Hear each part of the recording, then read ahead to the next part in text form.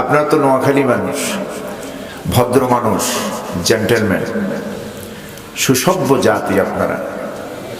কিন্তু বাংলাদেশে আপনাদের এই জেলার একটা কলঙ্কিত ম্যান ছিল, আমি আর নাম নেব না, সারা বাংলাদেশেই তাকে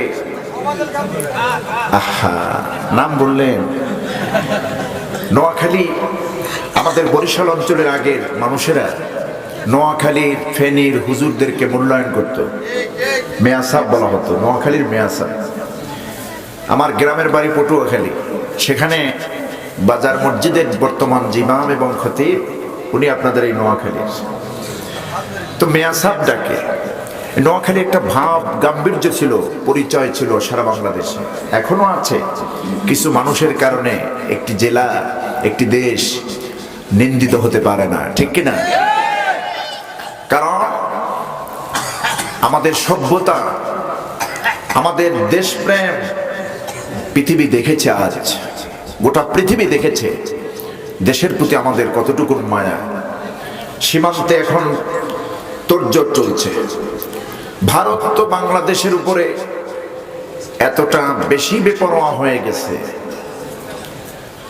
যেই বেপরোয়ার প্রতিটি মুহূর্ত আমরা দেখতে পাচ্ছি। কারণ ভারতে বাংলাদেশে এতটাই আধিপত্য বিস্তার করেছিল, এটাকে তাদের তাবেদার রাষ্ট্র বানিয়েছিল। কথা বুঝতেছেন? 1971 সনে আমাদেরকে সাপোর্ট করেছে ঠিকই, কিন্তু এই দেশ থেকে নেওয়ার জন্য, কিছু দেওয়ার জন্য নয়, ঠিক না? শুধুমাত্র নেওয়ার জন্য। আর ওনাদের পছন্দের লোক এই দেশে রাজত্ব করুক, এটাই চেয়েছে। দেশের মানুষ একদিকে, আর ভারত একটা মানুষের দিকে, একটা গোষ্ঠীর দিকে, একটা পরিবারের দিকে। আজকে দেখুন, ওরা শুধু আমাদের সার্বভৌমত্বের ক্ষতি করে নাই, ইসলামের কতখানি ক্ষতি করে ওরা। আমাদের কোরআনের পাখি শহীদ আল্লামা দেলাওয়ার হোসাইন সাঈদী রহমতুল্লাহ আলাইহি নির্মম ভাবে এই ভারতের প্রেসক্রিপশনে তাকে হত্যা করা হয়েছে জঘন্যভাবে। যেই দাগ কলিজায় তোমরা দিয়েছ, এরপরে যদি আমাদের দেশে এসে সেজদাও করো, অন্তরে জায়গা পাবা না, ঠিক কিনা? আমার দেশের এত বড় একজন নন্দিত আলেমে দ্বীন, বিশ্ব বরেণ্য মুফাসসিরে কোরআন, যিনি শুধু পীরগিরি করলে কোটি কোটি টাকার মালিক হতে পারতেন যদি ধর্মের নামে ব্যবসা করতেন, ঠিক না? সেই মানুষটাকে জীবনের শেষ বিদায়টাও আমাদেরকে তাকে সম্মান দিয়ে দেওয়ার সুযোগ দাও নাই। আল্লামা সাঈদীর জানাজায় যারা গিয়েছেন, আমরা প্রথম জামাতের নামাজ পড়েছি, জানাজার সালাত করেছি। পুলিশের শুধু হেয়ারিং আসতেছে, চাপ আসতেছে, তাড়াতাড়ি শেষ করে, শেষ না করলে জানাজায় গুলি করবে। কথা বুঝতেছেন? দেশটা কোথায় গিয়েছিল? আমার বন্ধুগণ, 2024 সনের 5ই আগস্ট এটা ছিল একটা স্বপ্নের মতো বিজয়, স্বপ্নের মতো বিজয়।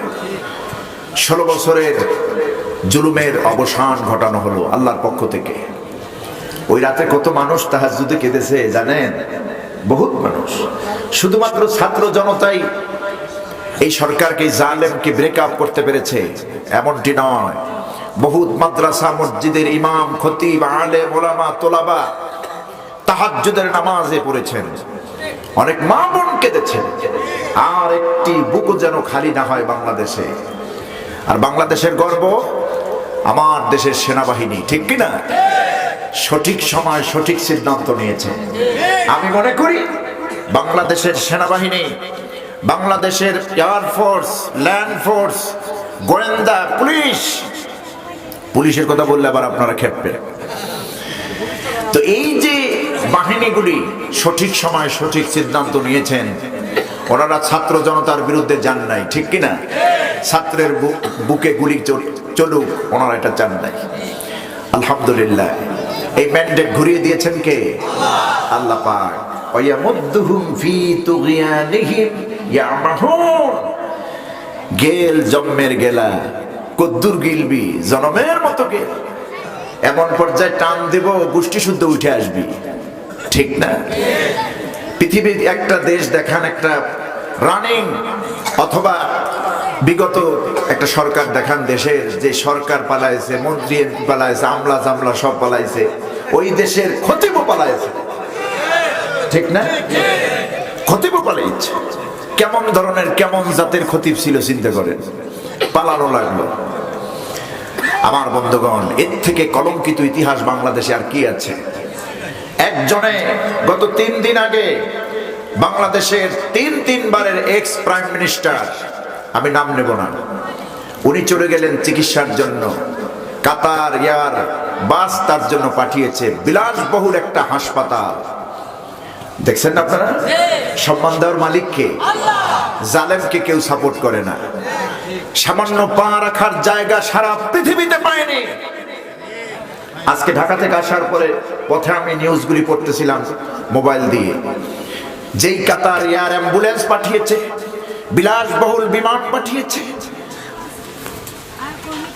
হাজার হাজার আপনার কোটি টাকা খরচ করে, সেই কাতারেও এই জালেমরা, বিশেষ করে ওই নেতা একটু জায়গা চেয়েছিল ঠাঁই পাওয়ার জন্য, দেয় নাই।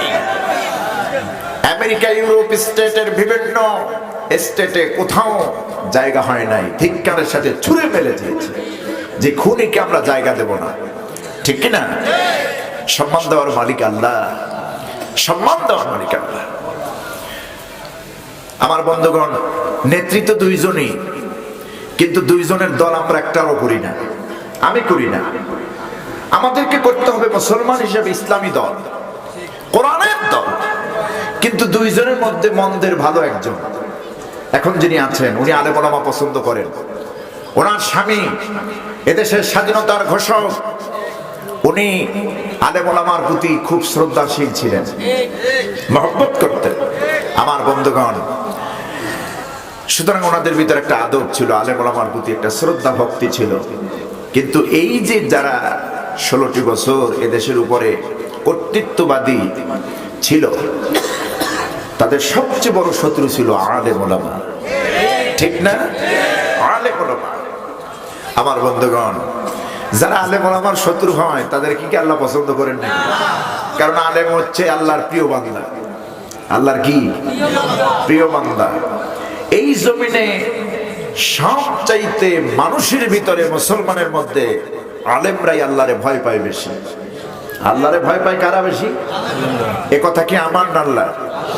আল্লাহ রাব্বুল আলামিন বলেন, ইন্নামা ইয়াখশাল্লাহা মিন ইবাদিহিল উলামা। নিঃসন্দেহে আমার বান্দাদের ভেতরে, এই জমিনে যত মুমিন আছে, মুসলমান আছে, যত বান্দা আমার আছে, এই বান্দাদের ভেতরে সবচাইতে বেশি ভয় পায়, বেশি মহব্বত করে, বেশি ডর করে, ভয় করে আমি আমার আলেম বান্দাগুলি আমারে বেশি ভয় করে চলে। আমার মুমিন বান্দাদের ভেতরে, পৃথিবীতে যারা আলেমরা আমাকে ভয় করে চলে বেশি। আপনি দেখুন, সাধারণ একজন মানুষ যেই গুণাগুলি অহরহ করে, আলেম এটা করতে পারে না। পারে? যেই আলেমের সুন্নতি দাঁড়িয়ে আছে, শিয়ারে ইসলাম, শিয়ারে মুসলিম, যেই আলেমের মাথায় টুপি আছে, পাগড়ি আছে, সুন্নতি লেবাস আছে, মিথ্যা কথা বলতে পারে না, চগলখড়ি করতে পারে না।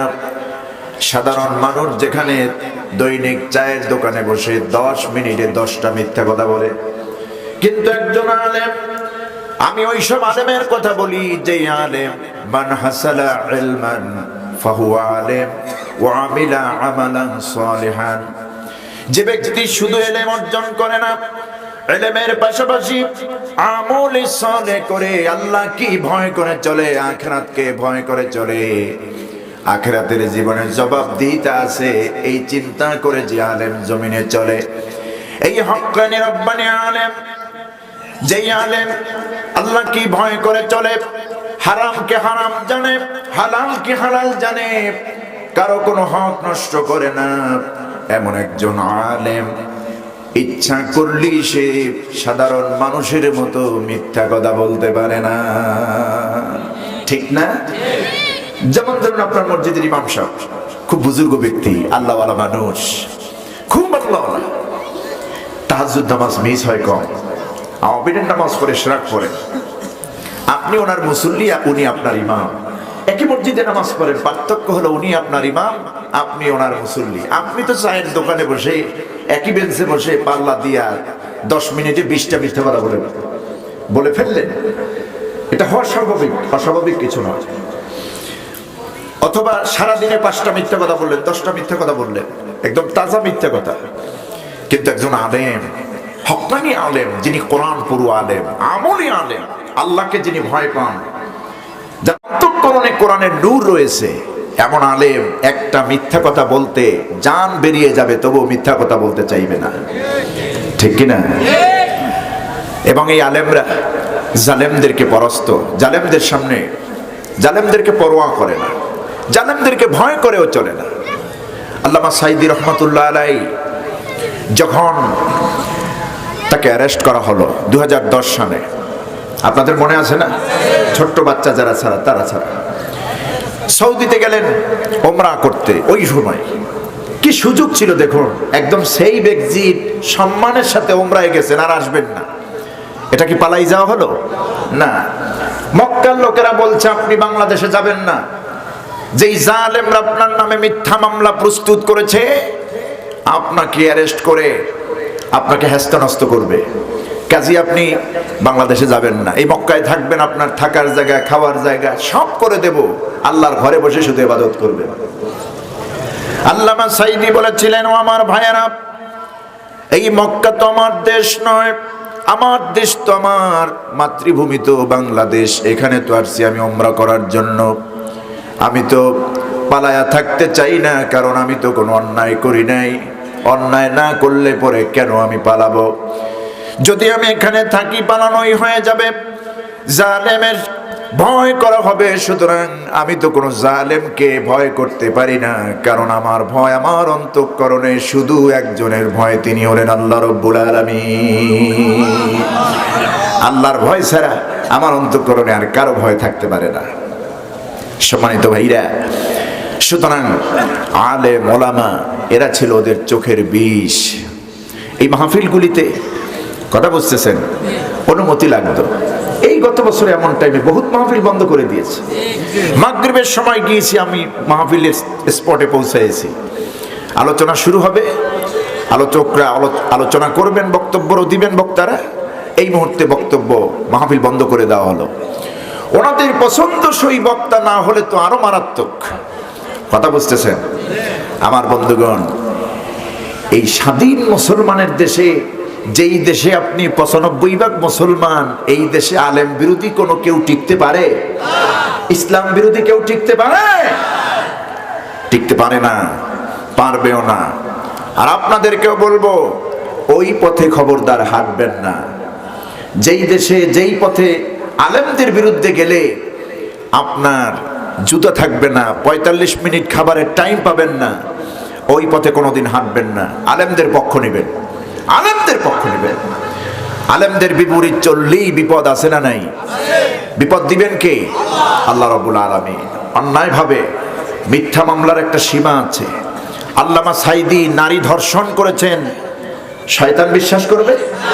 আহা, সুখরঞ্জন বালিকে কিভাবে গুম করা হলো? আল্লামা সাঈদী মানুষ হত্যা করেছে, শয়তান বিশ্বাস করবে না। নারী ধর্ষণ করেছে, চুরি করেছে টাকা। পিরোজপুরে যখন আমি জিয়ানগরের মাহফিলে গেলাম, ওই ওখানকার লোকেরা, নেতৃত্ব স্থানীয় যারা ছিলেন, ওনারা বললেন যে সরকারের বরাদ্দ যা ছিল, একটা ব্রিজ নির্মাণ করতে আরো কিছু টাকার দরকার। আল্লামা সাঈদীর ফান্ড থেকে, তারপরে সংগঠনের থেকে, এলাকার থেকে, ধনাঢ্য ব্যক্তিদের থেকে নিয়ে সেই ব্রিজের কাজ সমাধা করেছে। যেই ব্যক্তিরা মন্ত্রণালয়ে গেলে টিফিন বক্স করে খাবার নিয়ে যায়, বাড়ি থেকে পার্সেল নিয়ে যায়, জামা খুললে পরে নিচের গেঞ্জিটা ফুটো ফুটো থাকে, যাদের ঘরে সোফা পাওয়া যায় না, প্লাস্টিকের চেয়ার, এরা করবে মানুষ হত্যা। আমার বন্ধুগণ, এগুলি করেছে। আল্লাহ এই জালেমের রোশানল থেকে আমাদেরকে বাঁচায় আছেন। আমরা বলি আমিন, বলি আলহামদুলিল্লাহ। আল্লাহর দরবারে শুকরিয়ার শেষ হবে না, ঠিক কিনা?